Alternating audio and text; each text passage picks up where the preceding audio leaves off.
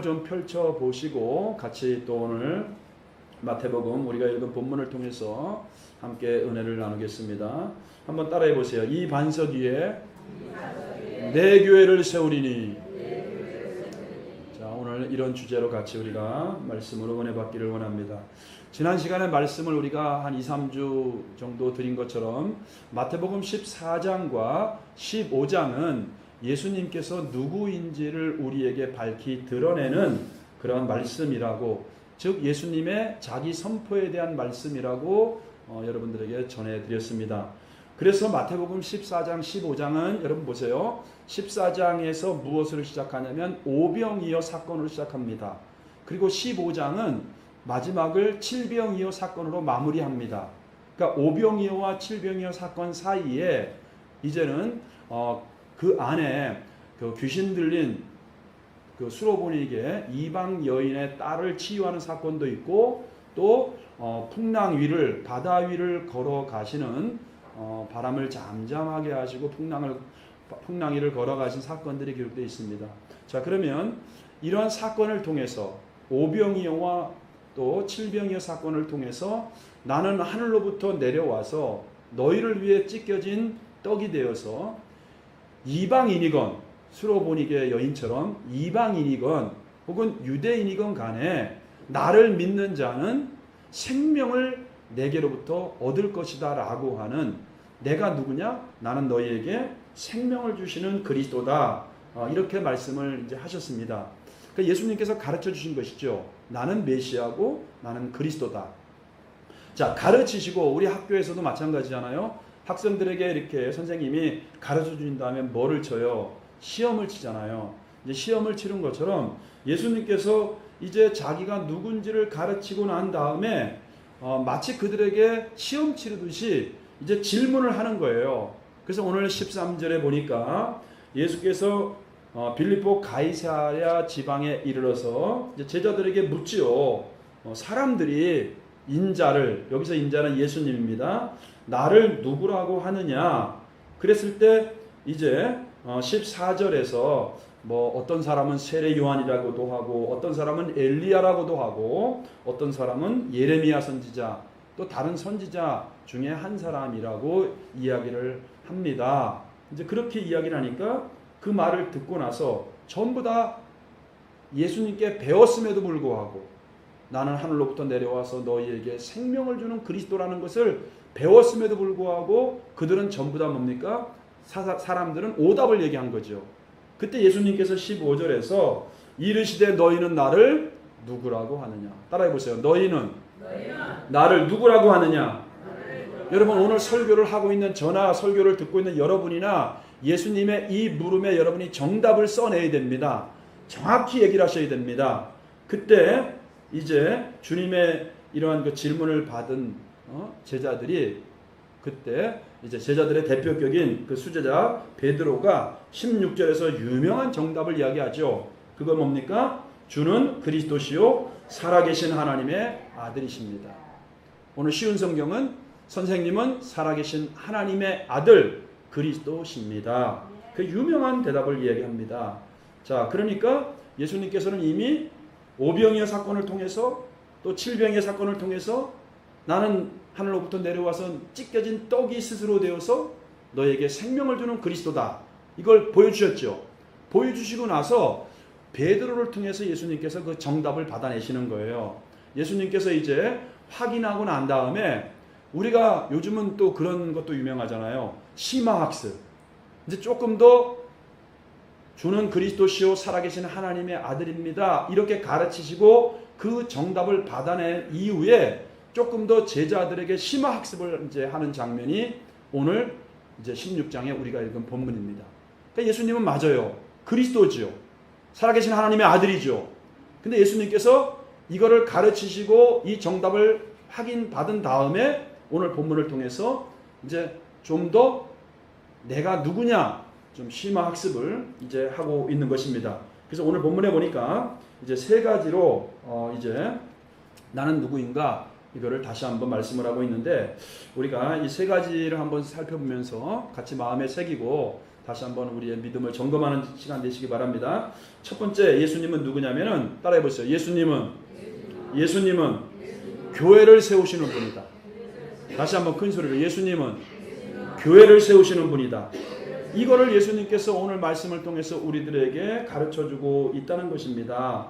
15절에서 베드로에게 또 제자들에게 너는 나를 누구라고 하느냐 그랬을 때 16절에서 베드로는 주는 그리스도시요 살아계신 하나님의 아들이십니다 이렇게 고백을 했어요. 그런데 17절에서 주님이 이제 베드로에게 칭찬을 하는데, 베드로에게 바요나 시모나 네가 복이 있도다 이렇게 칭찬을 해요. 칭찬을 하시면서 그러나 이것을 알게 한 것은 너의 생각이나 어떤 인간적인 지식이나 경험이나 어떤 육체에 의한 것이 아니고 하늘에 계신 내 아버지의 성령께서 너에게 정답을 가르쳐 준 거야 이렇게 말씀을 하고 있어요. 자, 그러니까 여러분, 우리가 이 자리에 앉아 있는 것도 그렇고요, 내가 예수를 믿는 것도 그렇고요, 내가 예수님을 나의 그리스도로 나의 구원자로 고백하고 내가 알고 믿는 것도 누구의 도움이 있어야 된다? 성령님의 도움이 있어야 된다. 하나님 아버지의 역사하심이 있어야 되고 성령님의 일하심이 있어야 된다. 여러분들은 하나님의 은혜로 성령님의 역사로 이 자리에 와서 여러분이 예수를 믿는 성도가 되었다는 것입니다. 자, 그러면서 18절에서 이제 더 깊은 진리를 가르쳐주고 있는데 18절이 너무나 중요한 말씀이에요. 다 한번 읽어보겠습니다. 시작. 나도 너희에게 말한다. 너는 베드로다. 나는 이 반석 위에다가 내 교회를 세우겠다. 죽음의 문들이 그것을 이기지 못할 것이다. 자, 주님께서 더 도전하고 있어요. 제자들에게 더 깊은 심화학습으로 더 깊은 것을 가르쳐주고 있어요. 나는 이 반석 위에다가 내 교회를 세우시는 분이라는 거예요. 자, 그래서 오늘 이 마태복음에서 여러분, 유대인들에게는 너무나도 생소한 아주 정말 그동안 들어보지 못했던 그 첫 번째 단어가 나오는 게 바로 교회라는 거예요. 유대인들은 그동안 들어보지도 못한 단어입니다. 이게 마태복음에 처음 나오는 단어예요. 내 교회를 내가 세울 것이다. 나는 이 세상 한복판에서 바로 나의 몸된 교회를 세우는 그리스도야. 이렇게 한 걸음 더 가르쳐주고 있다는 것이죠. 근데 오늘 본문에 보니까 어디다 세운다고 말씀하죠? 이 반석 위에다가, 반석 위에 세운다고 말하고 있어요. 그러면 여러분, 반석은 무엇입니까? 전통적으로 로마 카톨릭은 이 반석을 누구라고 하죠? 베드로, 말 그대로 문적이 나오는 베드로라고 얘기를 해요. 페트로스, 그냥 이 베드로다, 베드로, 이 반석이 베드로다. 카톨릭에서는 그렇게 이제 가르쳐주고 있습니다. 그리고 종교개혁자들 있죠. 켈빈이나 루터, 이런 종교개혁자들은 이 반석을 예수가 주요 그리스도요 하나님의 아들이라고 한 고백이라고 얘기를 합니다. 그러나 여러분, 엄밀하게 보면은 사실 둘 다예요. 자, 그래 다시 한번 정리해 보세요. 이 예수님께서 교회를 세우지요. 그래서 예수님의 터 위에 교회를 세우는 건데, 근데 예수님은 이 터를 뭐예요? 12사도에게 위임을 했어요. 그죠? 12사도들이 또 뭡니까? 여기서 베드로라고 이야기한 것은 사실 12사도를 대표하는 거거든요. 그러니까 12사도가 어떻게 보면 뭐예요? 반석이 되는 거예요. 반석. 다른 말로 터가 되는 것이죠. 자, 예수님이 첫 번째 터가 되는 거고, 굳이 따지면 두 번째 터는 베드로를 비롯한 사도들의 터 위에 세웠다고 얘기하니까 사도들의 터가 되는 거고, 그리고 세 번째는 종교개혁자들이 이야기한 것처럼 예수를 나의 주요 그리스도요 하나님의 아들이라고 고백하는 그 믿음, 그 믿음을 가진 사람들이 바로 이 반석이 되는 겁니다, 여러분들. 그런데 그 반석 위에, 즉 반석이신 예수 그리스도, 또 사도들에게 너는 베드로다, 너는 이 반석이다라고 하는 것처럼 사도들의 터 위에, 그리고 예수를 하나님의 아들 그리스도라고 믿는 믿음의 고백 위에 예수님께서 바로 교회를 세울 것이다, 이렇게 말씀하고 있어요. 그렇기 때문에 이 교회는 절대로, 자 18절에는 죽음의 문들이 이렇게 얘기하고 있어요. 우리 개정에는 음부의 권세가 이기지 못하리라, 이렇게 말씀을 하고 있는 것입니다. 자, 그러니까 여러분, 우리는 이걸 기억해야 돼요. 복음은 물론 개인적이죠. 내가 예수를 그리스도로 믿음으로 말미암아 나는 구원받지만 주님은 여러분 하나님의 본체이신 그분은 나 한 사람을 구원하기 위해서 이 땅에 오신 것이 아닙니다. 주님은 그러니까 예수님은 그냥 예수님의 복음이라는 게 나 하나만 믿고 구원받는 나 하나 믿고 많은 그런 정도의 복음이 아니에요. 왜냐하면 교회를 세운다 그랬잖아요. 그죠? 나 하나의 구원뿐만이 아니고 예수를 믿는 자들이 하나가 되는 공동체, 이게 교회거든요. 그러니까 예수를 믿는 사람들이 한 몸이 되고 하나가 되는 공동체, 하나님의 나라, 교회를 세우겠다는 거예요. 그러니까 복음을 여러분 너무 시시하게 보지 마세요. 그냥 나 하나 믿고 많은 그 정도의 복음이 아닙니다. 하나님의 공동체, 하나님의 나라, 교회를 세우는 분이 바로 예수님이시다. 이렇게 예수님은 말씀하고 있다는 것입니다. 요즘 여러분 우리가 이제 참 요즘은 이제 1인 가족 시대예요. 그죠? 1인 가족. 요즘은 이제 식당 가더라도 커피숍을 가더라도 이제 혼자 와서 혼밥하고 뭐 혼술도 하고 또 혼자 커피도 마시고 이런 시대다 보니까 1인 가족 시대다 보니까 이제 자기 혼자의 어떤 그런 삶에 너무나도 익숙해 있어요. 그러다 보니까 예배도 집에서 혼자 드려, 인터넷으로. 근데 그것은 여러분 주님이 디자인한 교회가 아닙니다. 주님이 원하는 것은 이렇게 공동체를 원하는 거예요. 공동체. 그래서 교회는 공동체고 한 몸입니다, 여러분들. 여러분 이걸 반드시 깨달아야 됩니다. 그래서 에베소서, 우리가 잘 알고 있는 에베소서, 성경을 가진 분들은 좀 한번 펴보셨으면 좋겠네요. 제가 미리 방송 지나다 얘기를 못했는데 에베소서 2장 20절에서 22절을 보세요. 여러분들 성경, 가진 성경을 보시면 그 에베소 2장 20절에서 22절에서 그 교회가 무엇인지 교회의 비밀을 알고 있던 사도 바울, 에베소서는 여러분 보통 교회론이라고 이야기하거든요. 근데 그 에베소서에서 사도 바울은 이렇게 말씀을 하고 있어요. 20절에 보니까 너희는 사도들과 선지자들의 터 위에 세우심을 입은 자라 그랬죠. 자, 아까 제가 말씀드렸죠. 너는 베드로라. 내가 베드로, 이 페트로스, 이 반석, 베드로, 사도들이라는 거거든요. 그 반석 위에. 그래서 여기서도 보니까 사도들과 선지자들의 터 위에 너희들이 세움을 입은 교회라는 거예요. 그러면서 그리스도 예수께서 친히 모퉁이 돌이 되셨느니라. 모퉁이 돌은 아주 기본이 되는 겁니다. 이 모퉁이 돌을 빼면은 그 건물 전체가 다 무너져 버리는 거예요. 그러니까 교회에서는 예수님이 빠지면은 그거는 무슨 봉사단체, 그건 친교단체로 전락해 버리는 거예요. 교회는 예수님이 있어야 됩니다. 그리고 사도들의 터 위에 세워져 있어야 됩니다. 그리고 예수를 믿는 그 신앙 고백, 공동체 위에 우리가 세워져 있어야 된다는 거예요. 자, 그러면서 자 21절에 보니까 그 안에서, 그는 누구예요? 예수님을 얘기하는 것이죠. 우리 모두 예수님 안에서 마치 건물마다 우리 한 사람 한 사람이 다 건물이에요. 우리 한 사람 한 사람이 다 건물이에요.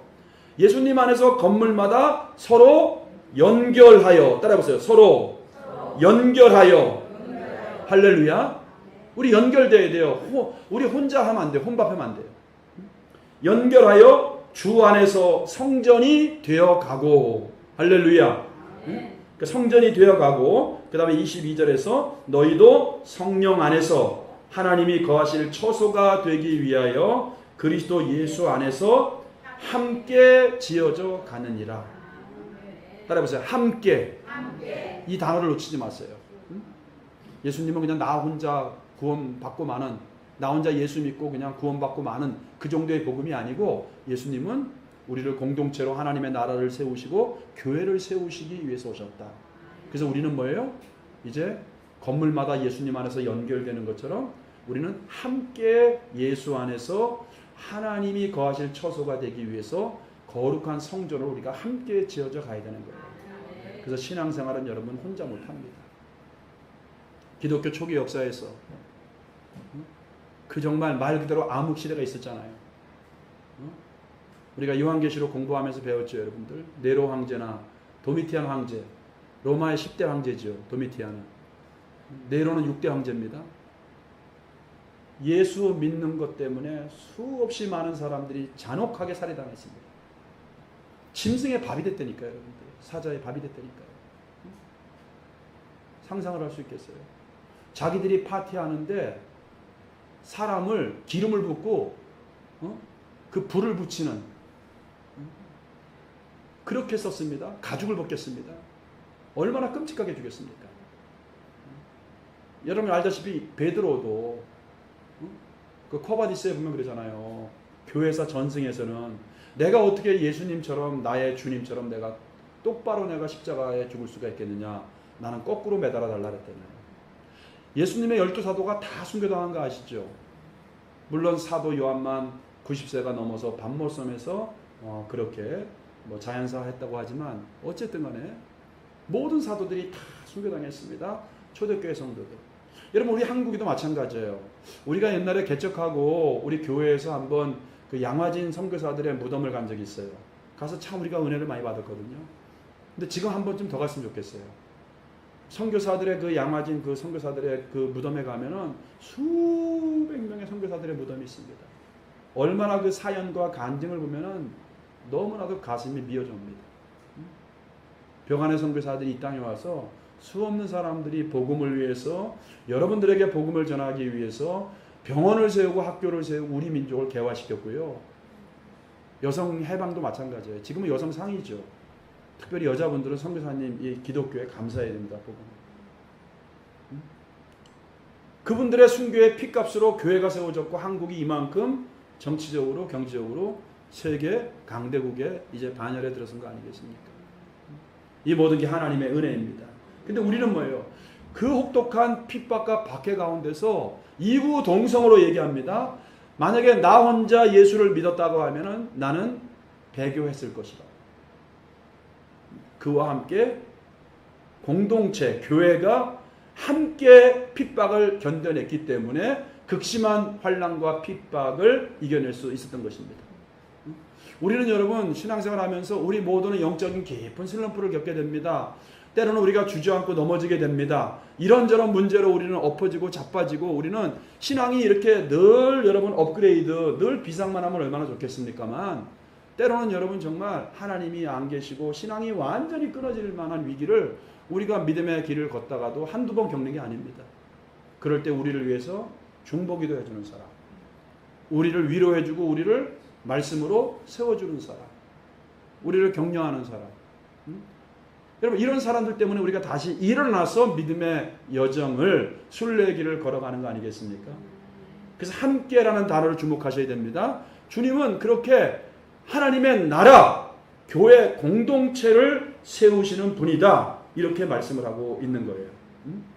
그래서 여러분 보세요. 옛날에 구약교회 있죠. 이 구약교회는 이제 광야교회라고 볼 수 있는데 이 교회는 지금 신약의 예수님이 세운 교회와는 많은 차이가 나요. 구약의 옛 공동체인 그 교회는 야곱의 12 아들로부터 출발되었죠. 그러나 이제 신약의 예수님이 세운 교회는 예수님의 제자인 12 사도로부터 사도들의 터 위에 사도로부터 세워졌습니다.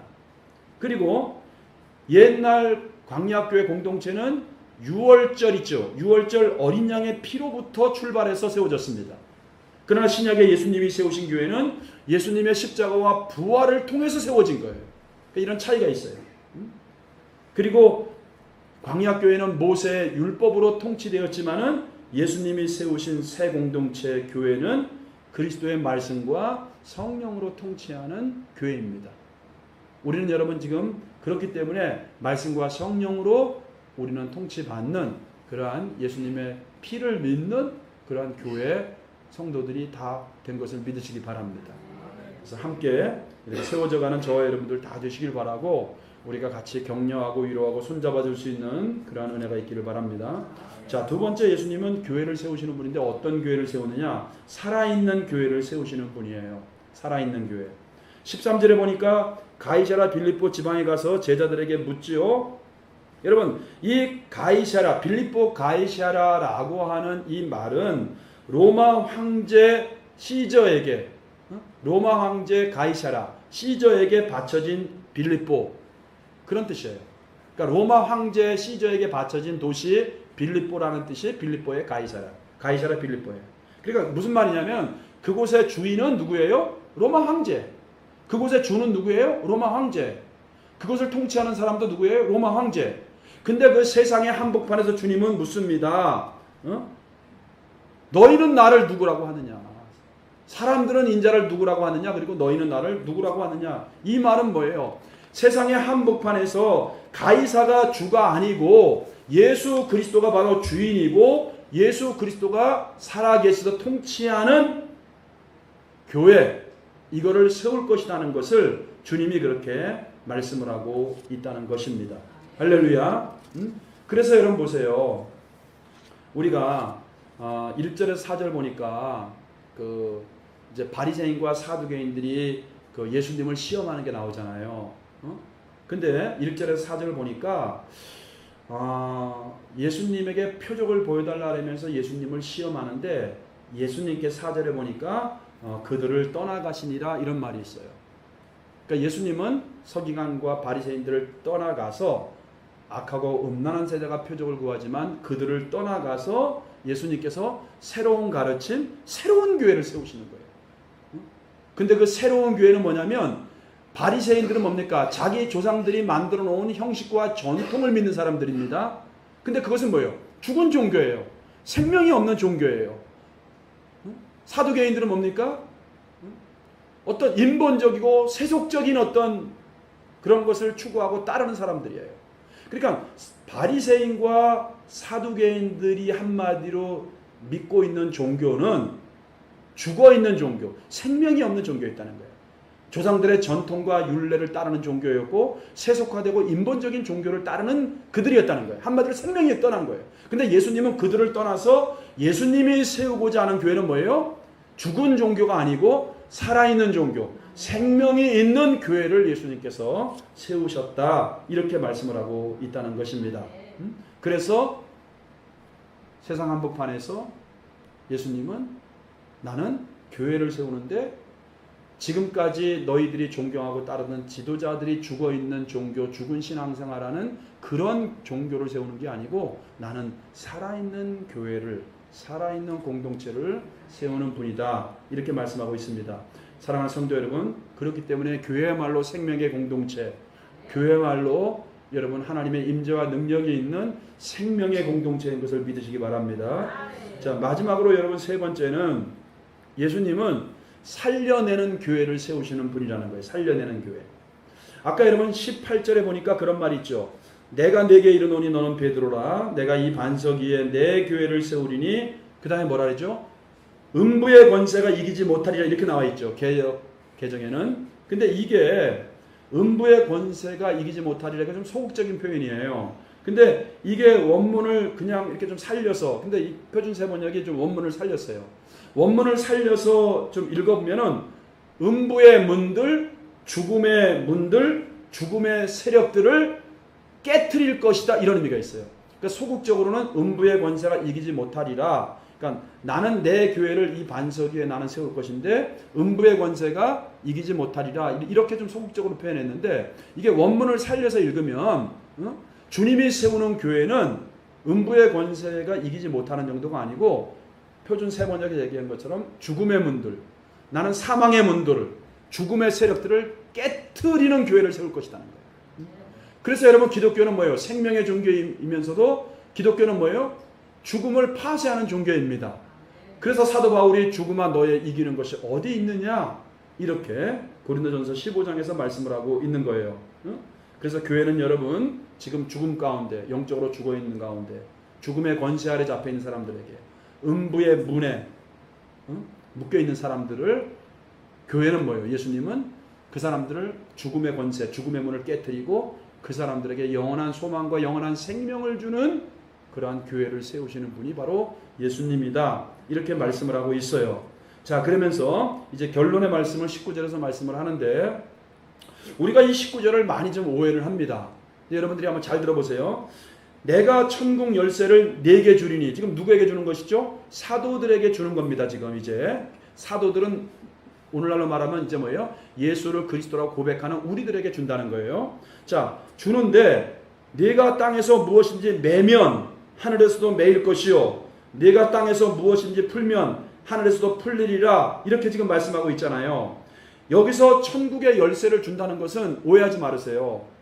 천국에 우리가 죽어서 가는 천국에 들어가고 천국에 못 들어가게 하고 있는 열쇠를 준다는 게 아니에요.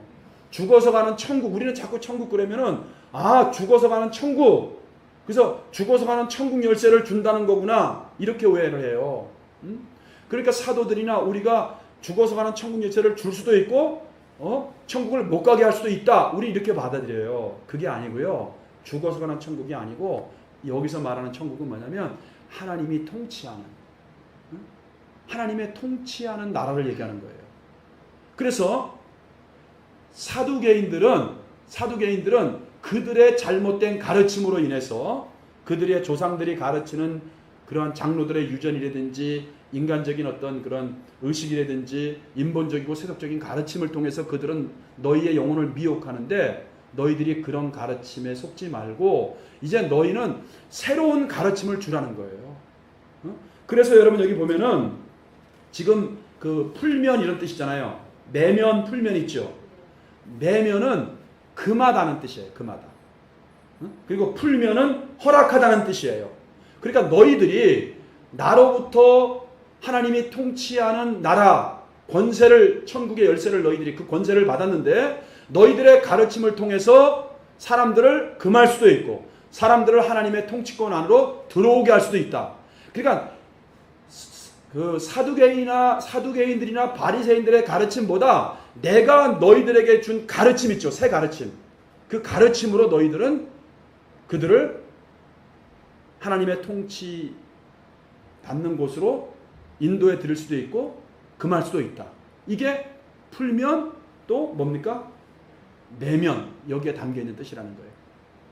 그러니까 이제부터는 너희들이 종교 지도자들이었던 서기관, 바리새인, 그런 사두개인들 그들의 가르침이 아니고 이제는 내가 가르친 새 가르침, 하나님의 통치, 하나님의 나라, 내가 세울 교회, 하나님의 공동체는 너희들에게 권세를 줬는데 너희들의 이제 새로운 가르침으로 인해서 너희들이 그들을 금할 수도 있고 너희들이 그들을 허락할 수도 있다.